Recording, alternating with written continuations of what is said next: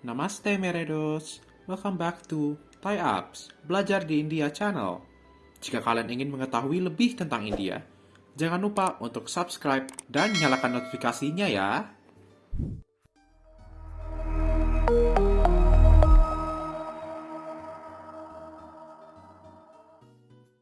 Hey Meredos, interview hari ini kita akan ditetangi oleh seorang profesor Universitas Lambung Mangkurat. Perkenalkan, Profesor Atik. Beliau pulang dari India dengan pandangan yang baru. Yuk mari kita dengar dengan pengalamannya.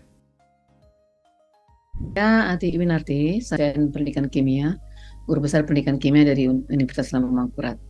Sehari-hari saya bekerja sebagai seorang dosen, seorang praktisi pendidikan, dan saya juga seorang traveler ya. Saya senang ya. Dan biasanya pengalaman traveling saya ceritakan kepada mahasiswa-mahasiswa saya. Sama saya tuh semua yang tentang education, tentang media, tentang lesson plan, tentang evaluasi, strategi belajar mengajar, semua dikaitkan dengan chemistry. Tapi saya mengajar yang khusus untuk education saja. Metodologi penelitian juga gitu. Bagaimana pandangan Prof tentang India sebelumnya? Sebelumnya, kesan tentang India itu sudah terbentuk dari berbagai macam sumber ya. Film, kemudian dari platform media sosial yang lain seperti Instagram, kemudian TikTok juga. Yang saya bisa dapatkan awal-awal sebelum saya ke India itu memang sebagian agak negatif ya. Seperti misalkan satu hal yang agak konyol adalah karena saya mengenal India pertama dari movie, dari film ya. Tentu saya berpikir semua orang India itu suka dengan bukan hanya suka tapi bisa menyanyi dan bisa menari gitu. Ya, itu yang pertama. Kemudian pesan lain tentang India adalah karena India negara dengan jumlah penduduk yang sangat banyak, maka saya berpikir dulunya sebelum ke India di semua tempat, di semua tempat yang saya lihat pasti akan sangat macet begitu. Itu jujur itu pikiran saya awal seperti itu. Kemudian juga mohon maaf ini jujur saya katakan karena sebagian bukan hanya sebagian bahkan banyak mungkin ya media sosial seperti TikTok yang menggambarkan tentang ada beberapa sudut-sudut di India, kemudian ada penjual-penjual makanan itu juga banyak temannya ketika saya mau berangkat tentang maaf saya dalam tanda kutip tentang kotor begitu ya. Itu juga kesan pertama yang dapatkan sebelum saya berangkat ke India. Kemudian kalau untuk pendidikan saya kira justru sebaliknya. Saya punya kesan positif tentang India karena hal yang positif saya dapatkan terkait dengan seperti misalkan banyak peraih Nobel dari India, kemudian juga kalau kita nonton film, saya penggemar film. Kalau kita nonton film barat pasti kebanyakan expert di IT-nya kan orang-orang India gitu. Jadi di luar education, saya berpikir India seperti yang tadi saya dapatkan dari berbagai sumber, dari berbagai media sosial seperti itu. Bagaimana pandangan Prof tentang India setelah beberapa hari di India? Memang 7 hari tidak cukup kayaknya untuk memotret seluruh kehidupan yang ingin saya lihat di India ya. Tetapi juga mungkin kalau lebih dari 7 hari saya akan dapat lebih banyak lagi nih. Tapi dari 7 hari juga saya mendapatkan kesan positif yang kuat gitu tentang India. Ada hal-hal yang otomatis berubah 180 derajat ketika saya datang ke sana. Ada hal-hal baru yang saya dapatkan yang menurut saya menarik untuk diketahui lebih lanjut ke sana. Hal-hal yang baru misalkan saya juga baru melihat ketika sampai di sana adalah orang-orang India itu low profile gitu ya. Mereka tidak show off, padahal quality di balik dari penampilan mereka itu luar biasa. Itu yang membuat saya juga respect terhadap apa yang saya temui di India ketika saya datang. Itu hal baru. Kemudian terkait dengan tadi stereotype tadi yang saya dapatkan, yang pertama tentu saja konyol tadi ya. Semua orang India itu suka dengan bukan hanya suka tapi bisa menyanyi dan bisa menari gitu. Ya, mungkin pengaruh film sehingga bukan hanya saya yakin tapi juga banyak orang akan terpengaruh oleh stereotype yang dibangun dari film-film India misalkan. Tapi terkait dengan hal-hal yang misalkan tadi ya, yang itu yang sering sekali di media sosial dan ditanyakan oleh sebagian besar orang ketika saya kembali dari India, lihat nggak yang di TikTok itu yang ada orang berjualan gini, saya lihat, saya bilang tidak, saya tidak melihat itu sama sekali. Sama dengan Indonesia barangkali karena Indonesia juga besar, maka ketika orang mengambil satu sudut itu dianggap mengeneralisir seluruhnya. Ketika orang mungkin menemukan sesuatu fakta di India yang mungkin hanya sebagian kecil, maka orang menganggap itu semua seperti itu. Tapi saya justru nggak melihat sama sekali yang ada di media sosial, yang di TikTok sama sekali saya tidak lihat. Mungkin saja itu tayangan di tahun berapa saya juga nggak tahu. Yang berubah di situ satu. Kemudian juga yang berubah lain adalah ya tadi saya mungkin lupa menyampaikan bahwa saya punya kesan di awalnya bahwa India ada pendatang, khususnya wanita begitu. Itu yang pernah saya dapatkan dulu. Saya baca beberapa berita tentang itu. Tapi ketika saya datang ke India kemarin, ya teman-teman yang datang ke India bisa buktikan bahwa itu nggak benar gitu, nggak. Saya melihat sama sekali tidak terjadi. Saya wanita berjalan malam hari misalkan tidak masalah dengan itu semua. Mungkin orang-orang yang pernah diceritakan di jam yang pernah saya baca itu ya, mereka ada di tempat dan waktu yang salah sehingga terjadi hal yang tidak diinginkan. Tapi so far saya tidak mengalami hal seperti itu. Kemudian kalau masalah kebisingan, iya memang memang saya akui sebagai negara dengan jumlah penduduk yang banyak, memang pernah temui beberapa sudut kota ada kebisingan. Tapi di tempat yang lain ya begitu. Ya, kemudian juga ini begini.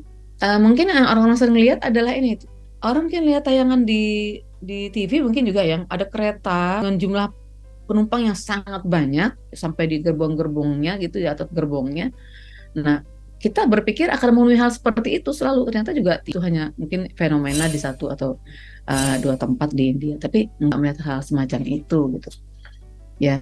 Dan justru yang saya lihat hal positif kayak misalkan orang-orang India itu well educated gitu ya. Ketika saya datang ke sekolah-sekolah yang ini yang membuat saya juga kagum adalah mungkin ada pengalaman begini. Saya datang kalau kita datang ke sebuah sekolah itu memang dari luar bangunannya sudah bagus begitu. Kita tahu kan pasti isinya memang sistemnya kurikulumnya bagus. Yang saya salut adalah ketika kami datang ke sebuah sekolah, jalan ke sekolah itu mungkin tidak melewati jalan seharusnya ya, karena kami lewat jalan yang waktu itu sangat sangat bising, sangat penuh, sibuk jalannya, lalu lintasnya sangat padat. Kemudian kami sampai di sebuah sekolah, tertutup pintu gerbangnya, sederhana dari luar, tapi di samping pintu gerbang itu ada sekian puluh anak yang berprestasi di situ. Saya sudah berpikir nih, ini masuk ke sebuah tempat yang tidak seperti yang saya lihat di depan. Ada something di dalamnya ketika saya melihat anak-anak berprestasi ketika kami masuk ke sekolah itu sederhana. Itu yang saya dapat kesan kuat tentang itu bahwa orang-orang India itu ternyata mereka low profile. Tapi ketika masuk ke dalamnya, saya melihat kualitas pendidikannya luar biasa begitu. Saya melihat anak-anaknya sangat fasih berbahasa Inggris ya, fasih berbahasa Inggris, kemudian kemampuan IT mereka juga luar biasa. Mereka bahkan bisa bisa mungkin bukan bikin robot ya, tapi memprogram menggunakan AI untuk tugas-tugas sekolah mereka. Itu yang perlu diberitahukan kepada, itu sudah saya berikan kepada siswa saya bahwa kamu harus mengubah pandanganmu tentang India. Kami lihat desain yang kami temukan itu jauh berbeda dari apa yang kalian lihat di media sosial. Itu mungkin sekelumit ya. Masih banyak sebenarnya yang lain yang mungkin nanti sambil kita berbicara yang lain akan terceritakan bagian demi bagian dari apa yang kami temukan itu. Begitu. Bagaimana pengalaman Prof selama di India? Oke, yang pertama tentang biaya hidup. Dari pengalaman kami selama beberapa hari di sana, tip rendah ya. Jadi sangat ekonomis, bisa survive dengan misalnya budgetnya minim. Misalnya teman-teman dari Indonesia ada yang mau di India, jangan takut dengan budget itu. Low budget bahkan bisa, ya. Dan low budget bukan berarti dengan standar yang rendah ya, tidak. Tetap low budget tetapi tetap mendapatkan sesuai standar. Kemudian juga untuk kenyamanan, kira nyaman itu relatif ya, nyaman relatif. Tapi sejauh yang kan sih di sana kita nyaman-nyaman saja begitu. Tidak seperti yang mungkin dibuat kesan seperti yang ada di media sosial, tidak. Normal Indonesia begitu, nyaman saja. Terkait dengan keamanan, so far saya kira tidak ada masalah dengan keamanan ya, dengan kenyamanan, dengan keamanan kira sama dengan Indonesia ya, kurang lebih sama dengan Indonesia. Kalau kasta, saya kira juga kami tidak menemukan hal-hal yang berkaitan dengan itu. Bahkan saya terkesan ketika kami datang ke museum, ceritakan tentang Presiden India yang saat ini berkuasa, ya beliau dari kasta yang bukan juga termasuk kasta yang tinggi ya di sana. Artinya juga orang India sudah sangat terbuka dengan itu, tidak mengkotak-kotakan atau mengelompokkan orang sesuai kastanya. Saya kira saya tidak menemukan hal-hal negatif terkait dengan itu, kenyamanan, keamanan, kemudian kasta tadi yang saya lihat. Kemudian keagamaan. Untuk keagamaan, saya memang belum mengelilingi India secara luas ya. Tetapi yang sejauh yang saya tahu, saya pernah juga traveling ke beberapa negara lain. Ada yang memang untuk non-muslim, rata-rata non-muslim ya.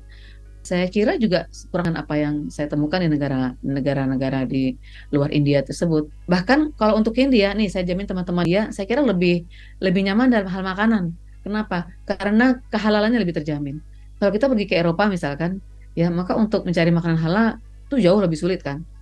Tapi kalau ke India karena kita jarang menemukan daging merah di sana, ya maka untuk makanan makanan halal tuh mudah sekali bahkan kan kita bisa mereka dari non ini ya itu sehingga lebih aman lebih nyaman untuk urusan seperti itu. Kalau untuk keagamaan saya kira juga kami datang berjilbab ya, saya berdua dengan perempuan saya dan tidak pernah mendapatkan pandangan negatif atau mendapatkan ada yang menurut kami kurang nyaman. Untuk kami tidak, biasa saja. Bahkan ketika kami datang ke sebuah sekolah, kami disiapkan tempat sholat ya, tempat sholat di sekolah itu. Kemudian mereka memandang kami seperti biasa mereka memandang kolega gitu, tidak ada aneh atau apa. Dan ketika kami sholat zuhur sama-sama berjamaah dengan teman-teman saya di situ, tidak ada juga sesuatu yang menurut saya tidak sejauh ini bagus baik-baik saja. Bahkan kami sangat terkesan dengan mereka. Gitu. Bagaimana kualitas pendidikan di India dibandingkan dengan di Indonesia? Mungkin memang belum banyak sekolah ya, banyak perguruan tinggi. Tapi yang kemarin kami datangnya adalah perguruan tinggi dari yang kualitas sangat baik. Saya juga yang baik yang ada negeri maupun yang private. Kemudian datang juga ke perguruan tinggi yang boleh dikata kalau dilihat dari fasilitinya tidak terlalu seperti perguruan tinggi yang kami datangi satunya lagi. Tapi kalau dibandingkan dengan perguruan tinggi yang ada di Indonesia, mungkin kurang lebih sama ya perguruan tinggi di besar yang ada di Indonesia. Kalau di ULM mungkin memang ULM saat ini kan sedang berprogres. Mungkin kita perguruan tinggi yang sedang berkembang. Sehingga kalau dibandingkan dengan yang kita datangi kemarin, ya tentu jauh lebih tinggi kualitas yang di India kemarin. Satu hal yang menarik yang perlu dicontoh dari India oleh perguruan tinggi di Indonesia adalah kemampuan penggunaan bahasa asing yang saya kira memudahkan mereka untuk transfer knowledge di India. Ya, kemudian juga IT base-nya itu loh yang luar biasa, yang saya kira mungkin hanya ada beberapa perguruan tinggi di Indonesia seperti ITB barangkali ya yang UGM yang bisa setaraf itu. Nah, saya kira yang sangat menonjol saya kira dua hal itu, yaitu tadi IT base-nya dan penguasaan bahasa Inggrisnya. Oh ya, satu hal juga yang saya salut adalah India sekarang sedang dalam melesat kemajuan teknologinya. Tapi mereka tidak melupakan culture-nya begitu, tidak melupakan budayanya dan mereka berakar pada budaya yang kuat, tapi tetap bisa internasional. Ini yang harus saya kira juga harus menjadi contoh buat Indonesia, karena Indonesia itu gampang sekali dibawa ke arah internasional tapi lupa dengan budaya sendiri. Nah, itu yang saya kira juga harus kita pelajari dari India. Apa yang dapat diimplementasikan oleh sistem pendidikan di Indonesia? Saya kira yang saya sebutkan tadi yang mungkin juga harus bisa kita ambil sebagai contoh di Indonesia. Saya terkesan dengan kata-kata Pak Adikbud kemarin waktu kami berkunjung ke Kedubes Indonesia untuk India. Kalau ingin belajar tentang kesederhanaan yang berkualitas ya, datanglah ke India. Nah, saya kira sebuah contoh yang baik untuk diteman di Indonesia. Saya pernah berkunjung ke perguruan tinggi di Bali ya. Itu juga berakar kuat pada budaya. Hal semacam ini yang mestinya lebih banyak lagi disebarluaskan di Indonesia. Yang tadi saya baru lihat satu di Bali ya di Uniksa. Tapi di India yang saya lihat memang seperti itu rata-rata mereka menerapkan pendidikan pada budaya. Ini saya kira bisa dicontoh agar di Indonesia tidak lepas dari budaya ketika kita sudah mulai maju ke arah internasionalisasi. Bukti internasionalisasi di teman-teman mahasiswa bahkan peserta didik di tingkat secondary high school, junior high school di India kan penguasaan bahasa asingnya sudah bagus tuh. Ya, Indonesia saya kira harus meniru itu. Kemudian juga tadi penguasaan IT-nya, bagaimana kita maju gitu ya dalam hal kan nih di zaman sekarang itu dikatakan sebagai buta huruf ya. Orang itu dikatakan buta huruf kalau dia buta tidak bisa memperoleh bahasa asing dengan tidak menguasai IT. Nah, saya kira India sudah leading di situ dan Indonesia harus meniru itu kalau ingin maju seperti India. Kurikulum Merdeka ini kan di Indonesia sedang berjalan. Tapi penerimaan semua penuh hati terhadap kurikulum ini. Kemudian juga orang-orang Indonesia itu kan cenderung ingin cepat, instan gitu ya. Tidak mau memulai sesuatu dengan ingin terburu-buru begitu. Itu yang kesan selama ini.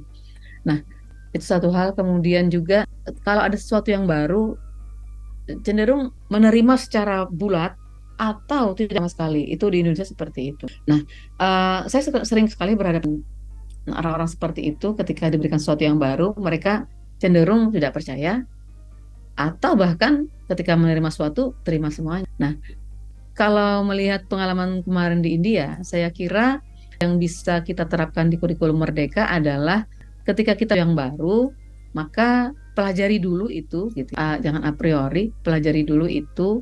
Kemudian lihatlah negara-negara yang seperti India yang saya yakin beban pemerintah dengan jumlah penduduk yang banyak kan sangat berat ya, 1,4 miliar itu tidak mudah. Tetapi mereka tetap bisa leading di kurikulum, maaf, di teknologi dengan berhasil meluncurkan roketnya ke luar angkasa. Ini perlu kita di Indonesia untuk menirunya. Jadi kalau misalkan kurikulum Merdeka ini bukan diperbaiki karena ini sesuatu yang baru ya, mau dikembangkan lebih baik lagi, maka menurut saya yang perlu dilakukan oleh orang Indonesia adalah mempercayai bahwa tidak ada sesuatu yang bisa kita tolak di zaman sekarang ini ya. Tidak perlu belajar kepada negara-negara yang sudah berhasil dalam bidang. Jadi, tapi menerima sesuatu dengan bulat-bulat juga saya kira jangan dulu. Tapi kita melihat sudah ada tuh di India misalkan dengan keterbatasan pemerintahnya kan kurang lebih sama dengan Indonesia kan, dengan keterbatasan pemerintahnya mengelola karena jumlah penduduk sudah besar tadi. Tapi India bisa kok dengan sistem pendidikan mereka. Nah, saya kira kita perlu belajar banyak dari situ. Itu mungkin ya yang bisa saya sarankan untuk kurikulum Merdeka. Apa yang dapat diekspektasi oleh mahasiswa Indonesia ketika mereka ingin ke India?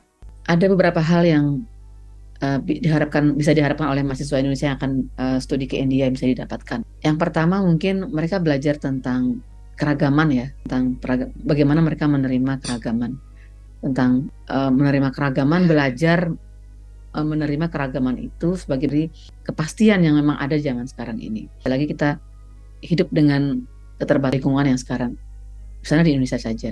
Itu saya kira yang pertama. Yang kedua adalah belajar, misalnya begini, kalau kita pergi misalnya ke Eropa gitu ya, ke Eropa yang cara ini kayak perekonomian dan segala macamnya sudah daripada kita di Asia. Saya kira dengan sesuatu yang sumber daya yang sangat luas, tidak terbatas, saya kira mudah untuk mereka belajar. Tapi ketika mereka datang ke sebuah negara misalnya seperti India dengan sistem pendidikannya yang sudah maju, baik yang bisa diharapkan oleh mahasiswa Indonesia yang akan belajar ke India, mereka bisa berharap mereka bisa dapat belajar tentang banyak hal. Yang pertama mereka bisa belajar tentang bagaimana mengelola keragaman gitu, belajar tentang menerima keragaman, ya, valuing difference itu yang mungkin bisa mereka pelajari pertama. Kemudian yang kedua adalah mereka bisa belajar survive di negara yang saya kira kurang lebih sama dengan Indonesia, problemnya sama dengan Indonesia, hal jumlah penduduk, tetapi pendidikan mereka sudah maju. Nah, belajar itu tuh bagaimana mengelola sesuatu yang bisa berkualitas tinggi dalam keterbatasan seperti kita di Indonesia. Karena mereka misalnya datang ke sebuah negara yang sudah makmur seperti misalnya di Eropa ya, tentu susah diterapkan di Indonesia. Karena apa? Karena keadaannya berbeda kan dengan di Indonesia. Tapi ketika mereka datang ke India, mereka bisa belajar banyak karena itu bisa banyak diterapkan di Indonesia. Itu yang kedua. Kemudian yang sudah belajar tentang tadi bagaimana saya terkesan sekali India, saya yakin bisa maju juga karena penguasaan bahasa Inggrisnya yang saya kira jauh lebih baik daripada di Indonesia. Saya kira juga sambil melatih ya berbahasa Inggris di negara yang bukan menggunakan bahasa ibunya ya.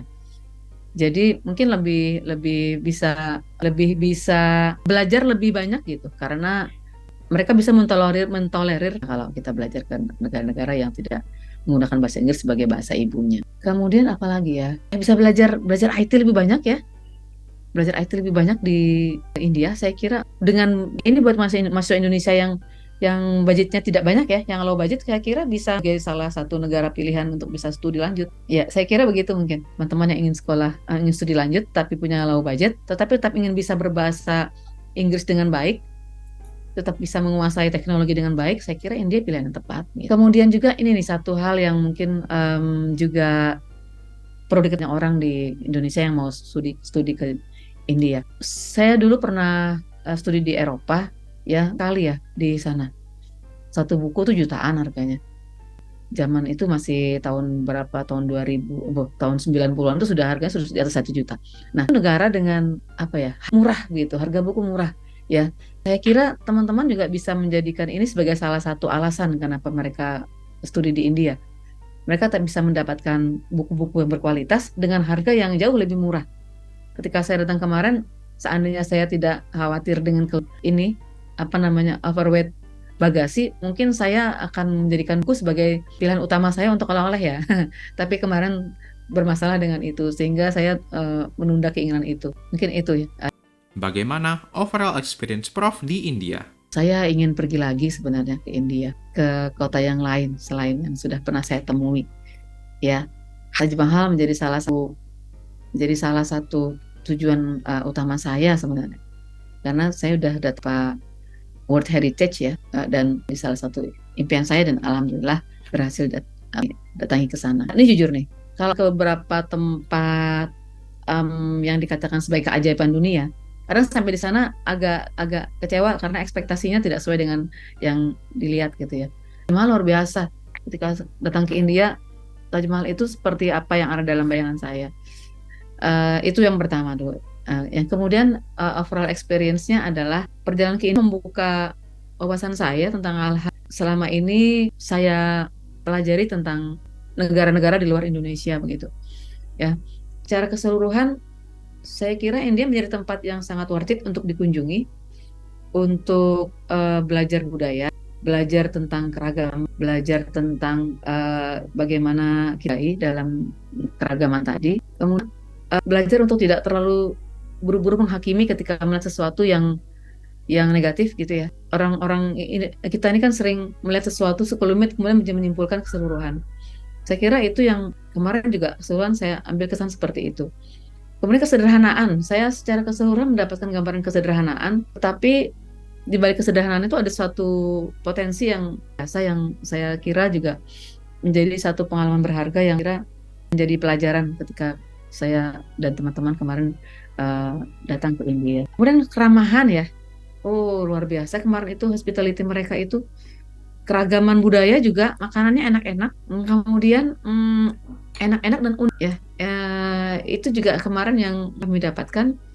Mungkin nggak semua makanan juga saya sukai dari kemarin yang disajikan.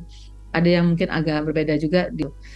Tapi overall saya melihat upaya teman-teman di India untuk mengenalkan budaya mereka, keragaman mereka kepada kami itu yang saya kira sangat patut diapresiasi. Kemudian juga ini jujur, biasanya di Indonesia itu kan melihat orang itu dari penampilan ya, itu yang saya nggak suka sama sekali.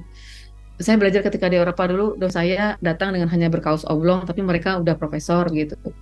Jadi jangan menjudge orang dari penampilan. Kalau di Indonesia kan kita masih percaya seseorang dari penampilannya begitu. Kalau penampilannya bagaimana, dia dianggap seperti apa. Tapi saya melihat ketika Ambedkar kemarin di India, berhadapan dengan orang-orang hebat juga di sana. Tapi mereka dengan penampilan yang saya kira juga sederhana, tapi di balik kesederhanaan itu ada biasa. Itu yang saya sangat respect. Jadi sekali lagi jangan melihat orang dari hanya penampilan itu yang saya yakin dari Indonesia, tapi yang saya kira teman-teman Indonesia perlu belajar banyak dari situ. Gitu. Apakah Prof rekomendasi siswa-siswi dan orang tua untuk belajar di India? Kami memang ke sana kemarin kan inginnya tuh teman-teman di fakultas itu melanjutkan kerjasama dengan mengirimkan mahasiswa kami untuk mahasiswa di sana ya, selama 1 bulan setidaknya gitu. Jadi saya kira tidak masalah. Kami juga mendapatkan jaminan kepastian tentang hal-hal positif tadi dari Pak Adnan ketika kami berkunjung. Jadi saya kira teman-teman yang mungkin studi lanjut bisa lihat dulu dengan pertukaran mahasiswa atau magang di 1 bulan. Saya sangat merekomendasikan untuk itu karena banyak yang bisa kita pelajari dari sana. Kepada siapapun mungkin yang menyaksikan tayangan ini, misalkan, pertama jangan terlalu percaya dengan negatif news dulu sebelum melihat buktinya gitu. Itu pembelajaran yang penting sekali saya kira. Saya kan bagaimana saya bisa mengubah mindset saya dari datang ke sana, itu yang saya kira teman-teman perlu tahu. Dan jangan percaya sebelum melihat buktinya. Jadi kalau mau tahu bagaimana, datang saja ke sana untuk melihat buktinya gitu ya. Informasi di medsos tidak seluruhnya bisa kita percaya, tapi juga salah tentunya. Makanya kita perlu berpikir dan banyak informasi dengan berpikir dengan logika yang benar. Yang kedua adalah pelajaran yang teman-teman juga dapatkan adalah untuk bisa menjadi sesuatu yang berkualitas. Kualitas tuh nggak harus selalu dilihat dari luar gitu, nggak. Untuk melihat kualitas kita tuh harus mengenal dulu dengan baik, baru bagaimana sebenarnya sesuatu kenal itu filosofis ya sebenarnya ya. Jadi maksud saya adalah jangan mudah silau dengan sesuatu ya sebelum melihat dulu buktinya. Sebaliknya, jangan underestimate dulu terhadap sesuatu yang nampaknya biasa-biasa saja sebelum melihat sesungguhnya. Itu kalau saya wrap up seluruh perjalanan ke India itu intisarinya di situ. Dan dengan itu, kita selesai Demeredos. Ternyata, ketika kita tidak menjudge India dari sebuah postingan, kita dapat melihat betapa bagusnya India. Juga, terima kasih kepada Prof. Atik untuk interview hari ini. Kalian yang melihat konten apa lagi di Thai Apps? Tulis di kolom komentar ya. Sekian untuk video hari ini. Kabi Alvida, nakehna, firmilengge.